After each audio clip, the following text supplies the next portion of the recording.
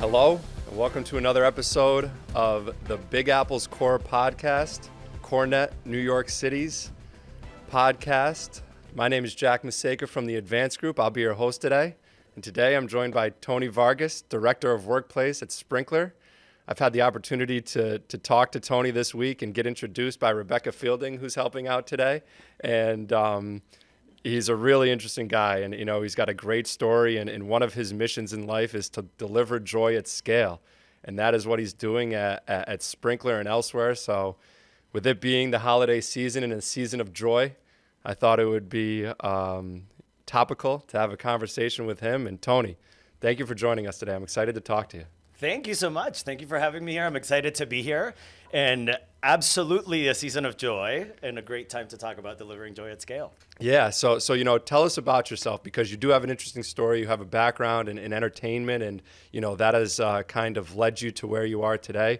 So tell us about that, and how you got to New York and then wound up at Sprinklr. Absolutely. So I am a proud ambassador of a legacy of hospitality and service that was modeled to me by my parents, with the work that they did, with how they treated our family, how they opened their doors to everybody that was in need. My dad through his medical practice, my mom as a stay-at-home mom and housewife. Our house was never empty. It was never just the five of us. There was always somebody else there, which was fantastic. So that was the beginning of hospitality and service for me.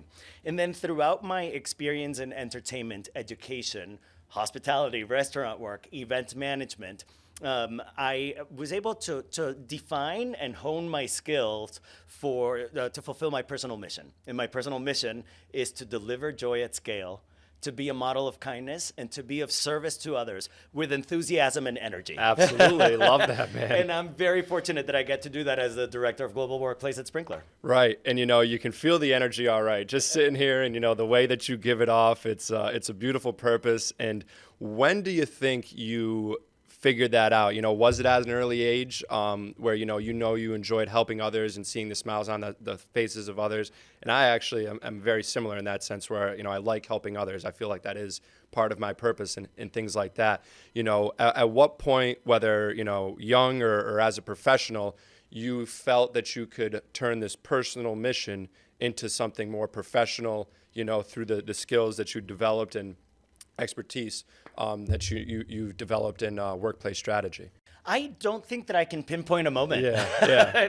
It was just given to you. Yeah, I look at pictures of myself as a 3-year-old, 4-year-old, and I'm like sprawled out and doing something. And then I have really early memories of grabbing my cousins and my neighbors to put shows together. Yeah. And it was like the adults were doing something, and I was like, okay, so now we're gonna do this, and it was all about providing that moment of laughter and providing that smile and providing that kind of that relief. And at the time I did it through entertainment, but then I also realized that I was using the skills of the people around me to bring them all together and delight people. Right. And truly, it is about delight. So when I talk about joy at scale, instantly people smile and laugh, and that's part of it. Right. Smile and laughter and happiness is 100% part of joy at scale. To me, joy is the foundation, right? Joy is something that once you tap into it and you're able to connect to it, it stays with you forever. Emotions come and go, right? On a daily basis, kind of like the clouds. Today is a gray day, tomorrow's a sunny day. But if you have that foundation of joy, you can get through all those good moments and hard moments, and keeping that optimism, that enthusiasm, that hopefulness, which is what I consider joy to be. So when we tap into in my studies of joy at scale, right, or when I looked to definitions of joy, there's words like well-being and your success and your entirety and your the holistic approach, and I think that all of that is part of it. So when you tap into the things that are truly make you happy, that you want for your life long term, when you tap into optimism and hopefulness, however that looks for anybody, you can create a foundation of joy. Right. With that foundation of joy, you can do anything. You can face anything that you need to face. So when I finally move, and I'll talk about how I got to office management and workplace management. But when I finally got there, and I was designing a strategy, I said, I can't control the feelings and the emotions that each person has in this place. Right. Otherwise, I'm going to go absolutely nuts. Right. And that's not the idea, right? I can't control everybody's emotions, but I can create a foundation in a place where people feel like they belong, where people know that they have everything they need,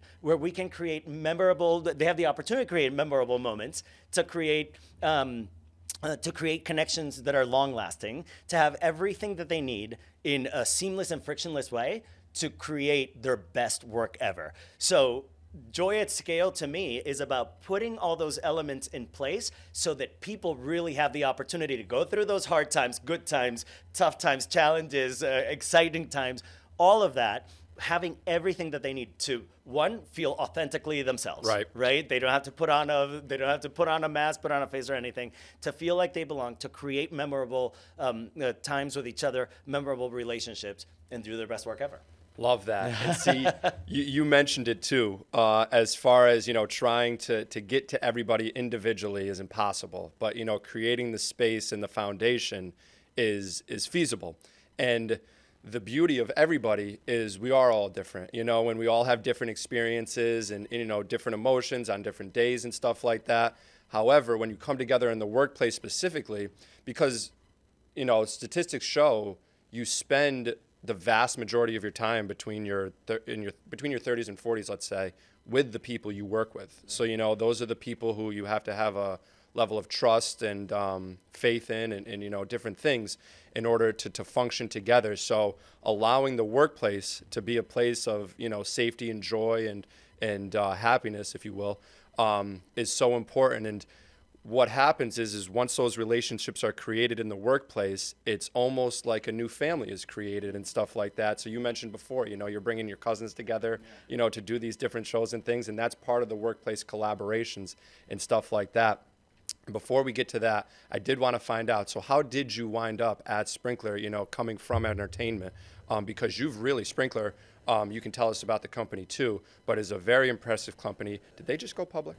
A year and a half ago. Yeah, right. Yeah. So the public company, you've seen that whole process through from, I believe you mentioned to me you were like employee 500 or so, and now there's over 3,000, I believe it was. So Can you tell us about that experience, and then we'll talk about some of the things you're doing in the workplace that's focused on collaboration and things like that. Definitely. So I came to New York. I came to New York to be an actor, and I was an actor, moderately successful. I did my tours. I did regional shows. I worked in the entertainment industry in many facets as an actor, singer, dancer, director, choreographer, educator, and in between gigs, in between shows, I did temp work, restaurant work, like many of us do, and part of that temp work was office management, covering for office managers, receptionists, and doing that kind of office admin work. So when I got to Sprinklr, at the moment when I knew I was going to transition out of the entertainment business and look for my next career opportunity, I called the agency and said, I'm ready for full time. And they said, we have this little place called Sprinklr. It's a temp to perm position. It's a great company. And I said, sure, let's go. And Jack, I kid you not, when I walked in the door, the person that greeted me turned around, smiled, said, you must be Tony. I looked around. Within my first week of work, I was like, this place has all the values that we share, all the same values. Yeah, right. We manifest them in the same way. And as time progressed, I found that Sprinklr gave me wings. So it had all the opportunities for me to grow. So when I was looking at how I was going to transition out of the entertainment business into something else, I did career counseling. One of the things I learned through my counselor was that my resume looked like a crazy person's resume. It did. Because if you go from I was an elementary school teacher to I was a waiter and manager at a restaurant to I was like the events director somewhere else to I did a couple of shows, anybody picks up that resume and says, yeah, no, thank you. You got to figure yourself out, right? But what the career counselor told me in a moment of transition like this what you do is you look at the things that you've done and you start peeling back the layers, kind of like an onion. You start peeling back the layers to the core. Right. So what are the core skills that you use in these to do these things? And put those at the top. Remember, everybody watching, remember your resume tells your story, right? You don't have to follow a template. Your resume is something that tells your story. Somebody's going to look at it, read it, and that's what they're going to say. This is a really interesting person. I want to get to know them. Talk I want to to them talk more. to them, right? So that's what I did. I looked at all the skills that I was using as a teacher, which was managing groups of big groups of people at the same time to get them to complete a skill. I was, as a director and choreographer, I was using different resources and different designers, bringing them together to tell a story, to evoke an emotional response from people. Many places, time management, budget management. Right. You know, when you're working with a low budget or nonprofit theater company, keeping budgets and using your resources responsibly is a big deal. So I kept doing that. I looked at all the things that I was doing and I said, what is the transferable skill that I have that when somebody looks at it, they're going to say, oh, I want somebody that can do this and that and that and that. So besides it being something that got me a job, it also taught me so much about myself. Right. Because I didn't have to say, well, you know, I'm a choreographer. I just know how to count 5, 6, 7, 8 and back to 1. You know, like, no, I had something else that a deeper skill that could be transferred into the business world and into the corporate world. In a little while, I want to talk about how artists are particularly important to this moment in time, about how places are tied to the task that we're doing. In a little while. Okay. But I do want to go back a little bit further back to enthusiasm and energy. I have it as part of my introduction, and I want to explain a little bit about that. So I was a high energy kid, right? No doubt, you can all you can all talking with the tell. hands, yeah. And I think that optimism and that enthusiasm and that hopefulness that creates that foundation of joy, as I think about where it come from, I think of my mom, right? And my mom, picture this. My mom is a combination of Nell Carter. So those of you that were around in the 80s, Nell Carter, larger than life, Oprah Winfrey, right? Add a little Sofia Vergara. Love it. And a touch of Marilyn Monroe. Love it. And that is my mom. Our moms would get along. Oh my gosh. She's like, the woman could light up a room. She could walk in and all of a sudden the entire room was transformed. Yep. Right? And I grew up seeing that. The other thing is that my mom was my dad's third wife.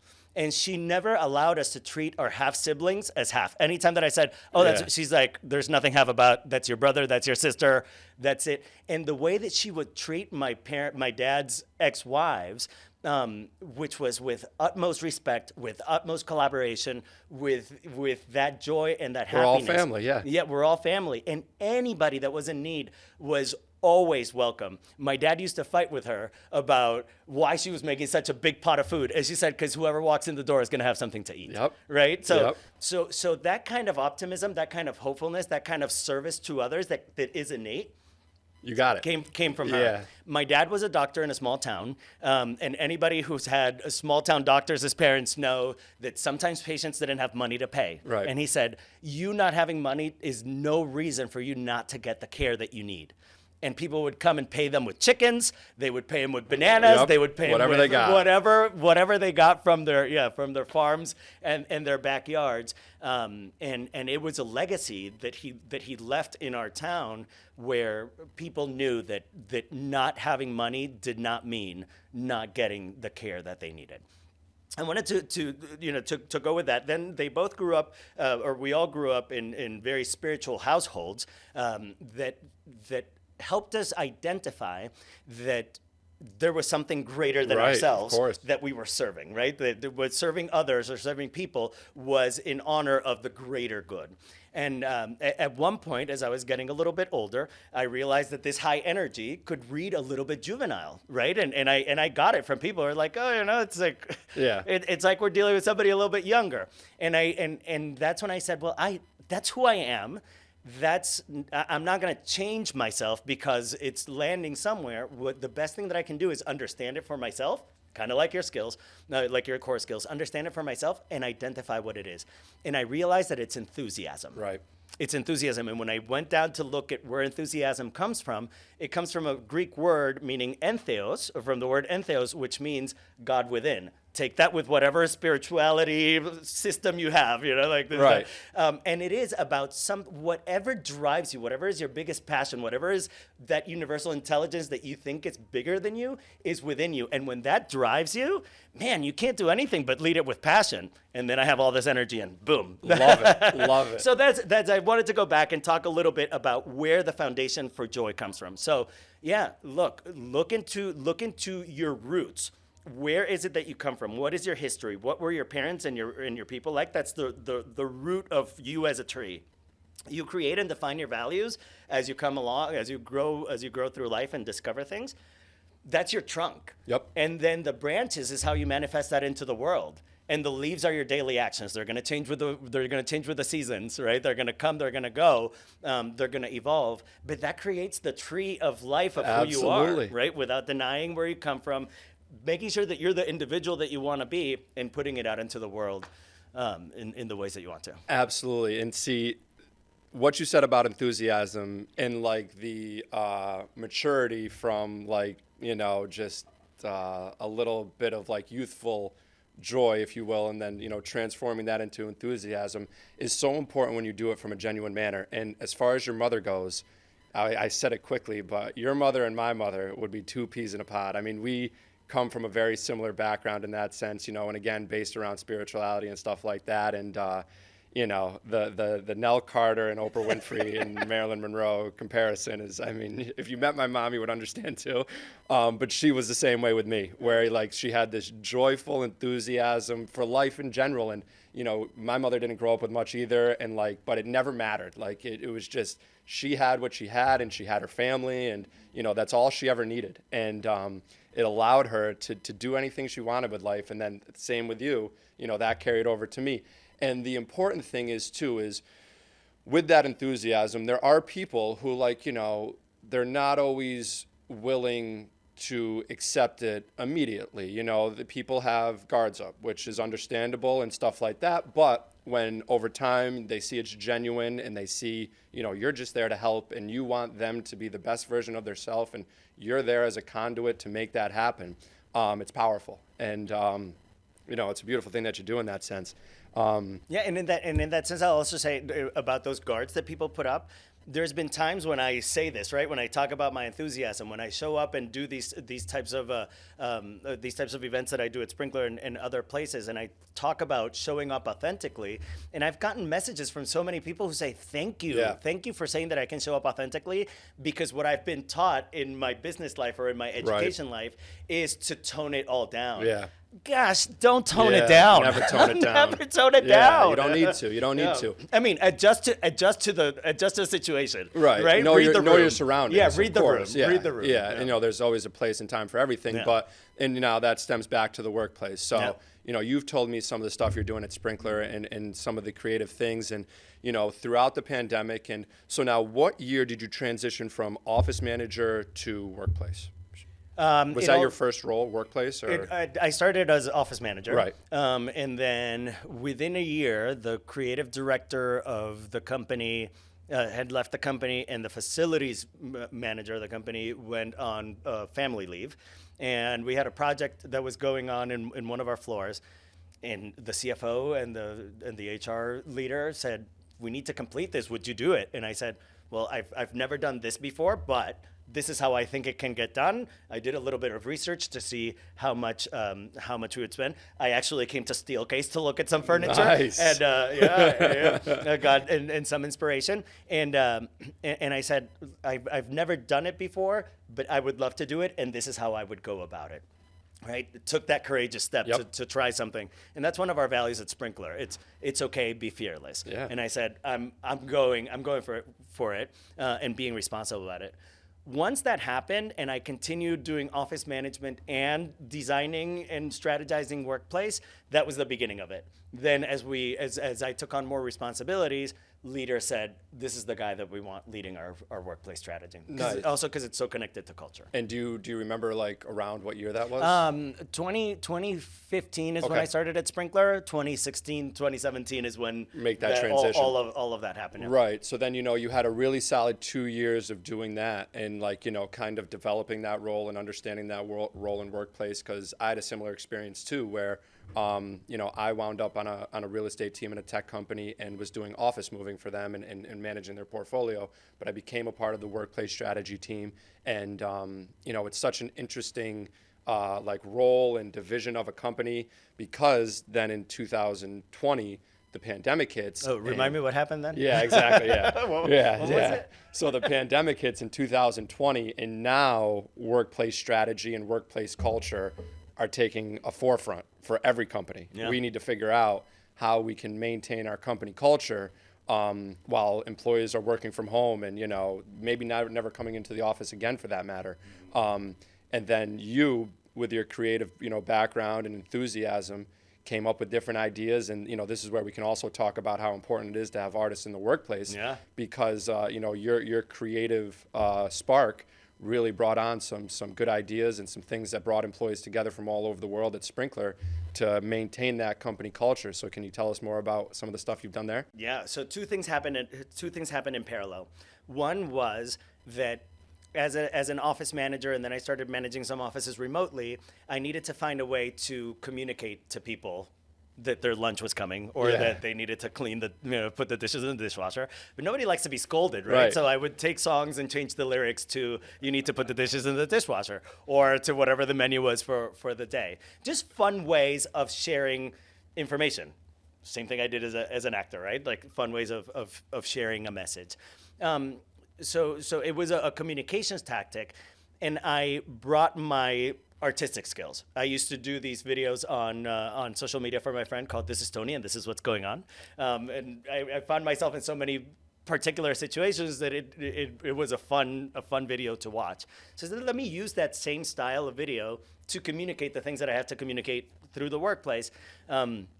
Instead of sending an email or another Slack message, right? Exactly. Right? That everybody's gonna just kind of mute or ignore. Our sales kickoff happening one year, somebody had watched all the videos and said, we want you to MC. And I knew of this other guy in the company, Joe, who was a storyteller. I had seen one of his shows, great person, super witty. And I said, I'll do it if Joe can do it with me. And they said, sure, you guys do it. And it was a hit. We did a 7 to 8 minute opening sequence that finished with a song, kind of Oscars, Tony, Grammy opening style. And they said, you guys have to do it again next year. You have to do it again next year. At the same time as that was going on, I was taking on more responsibility as a workplace manager, workplace strategist, and I developed a strategy for the future of our workplaces, where the mission was to make everybody love engaging with the office. At the time, it was coming to the office, make people love coming to the office and bringing people to the office. And that came from when remote people came to visit and they said, we love being here.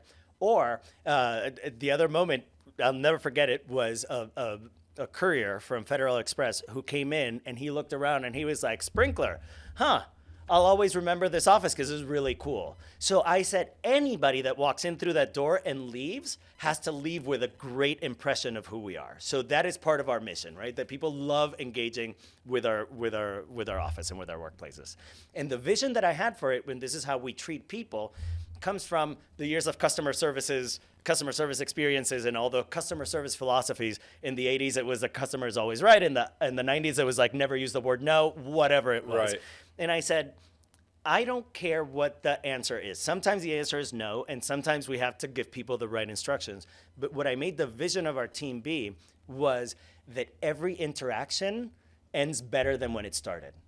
So no matter what you're telling people, no matter what information you're sharing, when that interaction ends, the moment has become bigger and better. And to me, that was it. That was a key. And I landed at that in 2019. November 2019. A couple months later, I couldn't implement that strategy. And in February of 2020 was the second time. No, back to those parallels. February 2020 is a second time that Joe and I do the show for the entire company, which has now become legendary. And the second year was harder than the first, because the first year you got to top it. Yeah, you got to top it. And the first year, everybody was like, "Let's see what you guys are doing. Let's review it." The second year, they're like, "Yeah, do whatever you want." And we're like, "Oh shoot." So that happened February 2020. We get dispersed in March. Around April, the CEO sends a message to the internal communications team and says, "We need a daily update from Joe and Tony." That was it. We got an ominous calendar invite that said video idea from the CEO for Joe and Tony. And we were like, okay. And his idea was that we needed something that connected us all around the world. So the Daily Joe with Tony Vargas got started. Obviously a spoof on The Daily Show. Joe and Tony were the hosts. We shortened it to DJ TV. So DJ TV is what we call it now.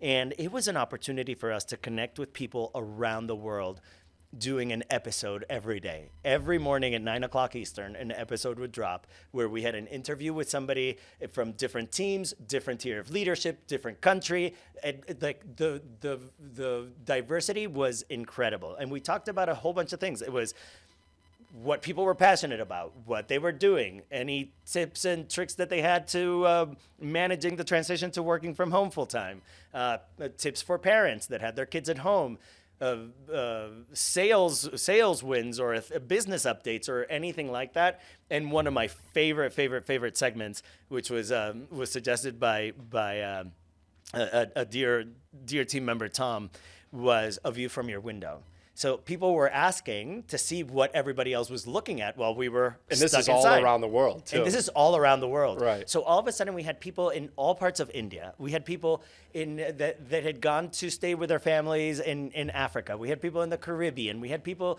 in the United States. We had people in urban areas, people in rural areas, everywhere. And we told people, just give us a 3-minute video of what you're looking at out your window and make that whatever you want. And people did their daily routines, the parks that they went to, the things that they were looking at. It was fascinating. So it was a center for culture, right? Truly. So what would have been kind of like your hub at the reception desk or in an employee lounge had it grown into this great place for people to connect with each other and learn about each other throughout the time that we were in lockdown. See, and isn't that beautiful? I mean, from something so just bad, I mean, in like, dark with the pandemic, something so bright and beautiful was able to come of that. And it stems back to the enthusiasm that you have, and that creative energy in order to really make yourself vulnerable at first by doing, DJ TV, even to start it, is not an easy task. And, by putting that joy out there, other people grasp it and they hang on to it and they see it. And then they themselves are willing to make themselves vulnerable in order to bring that joy to their employees, throughout the world. And that's really incredible. And on top of that, and I just want to emphasize it, this is every day. Like, I mean, this is not like a once a week thing or, something like that. This is every single day. And I mean, I could imagine, when these things are releasing, the Slack channels are popping and, different people who don't even know each other. Like you said, it could be the person in the Caribbean and somebody else in Asia, might see what they're doing and then reach out to them unknowing them. But, having the common denominator of being an employee at Sprinklr. And then again, that culture not only exists and, is sustained, but grows. Yeah. And that's really, really unique and cool and something that can be really implemented at any company. And again, now, do you know off the top of your head how many offices and how many countries Sprinklr is in? 27 and 17. Yeah, so there you go. Right, and that's all around the world. All around the world. And that's really just so beautiful and so much fun and stuff like that. And, so now it's in a place where obviously employees are back in the office and, they've re-engaged in that workplace. How has that transition been for employees? Is there anything new you're doing? Obviously, you're still maintaining DJ TV. It's only once a week now. Yeah. But now you have also, responsibilities in the workplace again. How has that transition back been? Do you think it's better than it was pre-pandemic as far as, the joy in the workplace and stuff like that, and the connectivity and collaboration in the workplace? Yeah, I think that everybody can agree that it's been a breeze. Yeah, right, really, yeah. It's been real smooth, Yeah, right? no, I mean, it's like one day we left, the next day we came back. Yeah, right, it is, yeah. Like a blip in the radar, right? It was like, hey guys, remember on March 3rd I was saying, So it has been incredible challenges like everybody around the world has faced.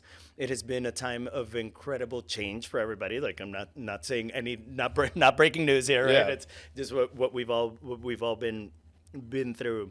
We've had the opportunity at Sprinklr that our leaders have given us the grace of time. We didn't make an immediate everybody back to the office, right. or let's put this plan in place or whatnot. What we were asked to do, and from April 2020, I started developing, right, staying connected, going to webinars, talking to networks, staying informed, so that I could constantly provide data, provide plans, provide my opinions, right, and create a strategy. And most of the time, our leader said, look, let's make our offices available to everybody that wants to use them. Make them as safe as we can make them, and have everything that people would need, so that whoever needs to come back to the office for whatever's going on at home or for the way that they work can, and whoever prefers to stay at home until we get through this moment in time can do that as well. So we didn't make an immediate mandate. We didn't make anything. We said our offices are available. Use them however you want to. Yep, which is great. Yeah. And then as challenges came up for leaders to lead through the hybrid world, then we started offering more and more tools and more leadership resources or mentoring, ways of staying connected. Yeah. That was our priority. Is like whatever we do and wherever we are, weekly one-on-ones, heartbeat calls, which is just time to talk about anything other than work. Right. Team meetings, et cetera. So all those moments of connection, we made sure that those stayed. Yeah. Everything else was like, look, let's just kind of go with the flow. Nice. And that's, really the best way to do it, again, because everybody's different. We've talked about that, and they have, different feelings and, safety, thoughts and stuff like that. But that's great. As far as allowing that flexibility. And, not only that, we talked about this with Gabe Marins on last episode. The office space, has always been viewed like everybody's so concerned about the percentage of people in the office. Like that's a big thing, but you never look at a restaurant and say like, oh, this restaurant's at 100%, like, all the time. It's not the way we perceive such things, Mm-hmm. And that's kind of the way we need to start looking at the office. It needs to be there to be available as a space to function and grow and collaborate. But outside of that, like people can work wherever they need to work and get that work done. And as long as they know that they have their company behind them and they have people they can go to so they're not isolated, that's what's most important. And it seems like you've done a really great job as far as setting that up and making sure, those pillars are in place for all employees, regardless of where they are and, how they're feeling. They have these different outlets, whether it's the office, physically, or just people they can go to in order to, make sure they feel safe at Sprinklr and are growing and, doing what they need to do their job well. You mentioned restaurants, and now you got me going. Yeah, go ahead. Well, now you got me going. I've been going for an hour. But Phil Kirshner from McKinsey, I heard him say recently talking about workplaces, he said, restaurants are full, stadiums are full. Right. Bars are full, theaters are full, offices are not, right? And when I get to thinking about that, and then look up all the statistics, I think in the United States it's about offices are hovering at around 30% occupancy, or that not full at all by any stretch of the imagination. That gets me thinking about why we gather, right? And Priya Parker has a fantastic book called The Art of Gathering, where and this was written pre-pandemic, but she focuses a lot on purposeful gathering. Right. That when people come together, it should be for a bold, sharp purpose that is transformative. Yep. Right? So for a long time, office work had just been an evolution of what it was before, right? We went from the office era established by NASA and IBM and all those kinds of the post-war optimism, exactly, right, from the 50s, and we moved through time just kind of adapting to to everything, but it was all within the context of we all get together in this one place. We all get together in this one place to do work, right?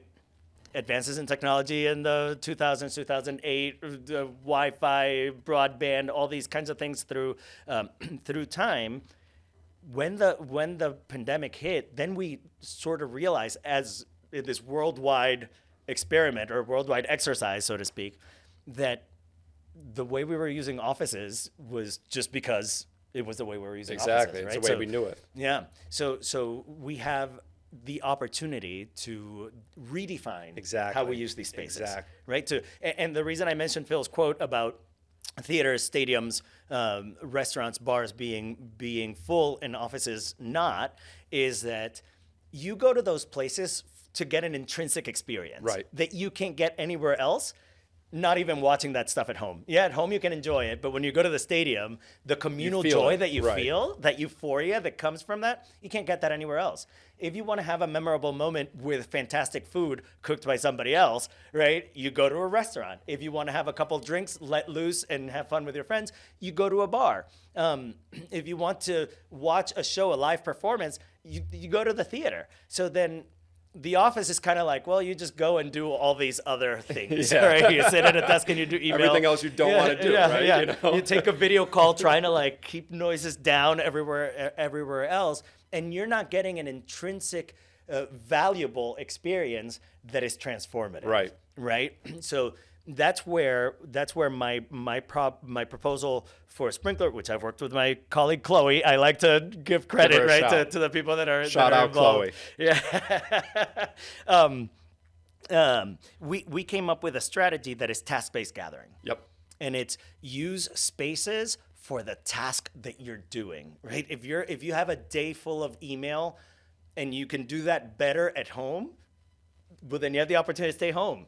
If your calendar is back-to-back video calls and the office doesn't have the opportunity for you to transition from call to call in a seamless, comfortable way, and you can do that better at home, stay home. Right? So task-based gathering, where we are intentional about the way that we come together, so that when you do, you have an experience that you can't get anywhere else. Yep. Because you're not going to have your colleagues anywhere else face-to-face. Yep. Right? You're going to have them right there.